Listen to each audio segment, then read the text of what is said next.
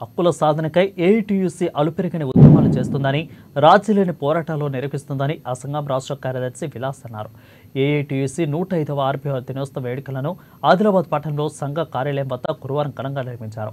ఇక ముందుగా కార్మిక జెండాను ఆవిష్కరించారు. అనంతరం కార్మికులు, ఏఐటీయూసీ ప్రతినిధులు, అనుబంధ కార్మిక సంఘాల నాయకులు సమక్షంలో విలాస్తో పాటు ఆ సంఘం జిల్లా ప్రధాన కార్యదర్శి సిర్రా దేవేందర్ కేక్ కట్ చేసి సంబరాలు జరుపుకున్నారు. ఇక ఒకరికొకరు కేక్ తినిపించుకుని ఆవిర్భావ వేడుకల శుభాకాంక్షలు చెప్పుకున్నారు. నాటి నుంచి నేటి వరకు అనేక పోరాటాలు, ఉద్యమాలు చేసిన చరిత్ర ఏఐటీయూసీదని విలాస్ అన్నారు. ఇక కేంద్రంలోని బీజేపీ ప్రభుత్వం పోరాడి సాధించుకున్న కార్మిక చట్టాలను కాలరాస్తుందని దుయ్యబట్టారు. కార్మికుల పక్షాన తమ పోరాటాలు ఆపబోమని అన్నారు ఏఐటీసీ ఉద్యమ నాయకులు. ఈరోజు దేశవ్యాప్తంగా 105వ ఏఐటీసీ ఆవిర్భావ దినోత్సవం జరుపుకుంటున్నాము. మరి దేశవ్యాప్తంగా దీపావళి పండుగ కూడా జరుపుకుంటున్నాము. ఏఐటీసీ ఆవిర్భావ దినోత్సవం సందర్భంగా కార్మిక లోకానికి, అదేవిధంగా దీపావళి సందర్భంగా ప్రజలందరికీ, ఈ ఆవిర్భావ దినోత్సవం సందర్భంగా ప్రజలందరికీ శుభాకాంక్షలు తెలుపుతున్నాము.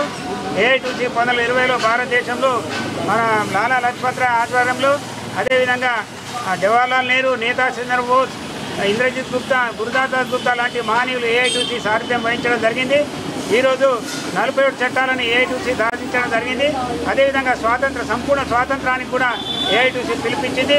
1920లో ఏఐటీసీ స్థాపించినప్పుడు బ్రిటిష్ పాలకులు ఉండే, ఈరోజు మన నల్లవాళ్ళు వచ్చి మన భారతీయులు పరిపాలన చేసినప్పుడు ఆ సాధించినటువంటి చట్టాలను రద్దు చేసి 4 కోడ్లు, కార్మిక వ్యతిరేక కోడ్లు తీసుకురావడం జరిగింది. 4 రైతు నీటి చట్టాలు కూడా తీసుకురావడం జరిగింది. వీటికి వ్యతిరేకంగా ఏఐటీసీ రాబోయే కాలంలో పోరాటం చేస్తుందని తెలియజేస్తూ 105వ ఆవిర్భావ దినోత్సవం సందర్భంగా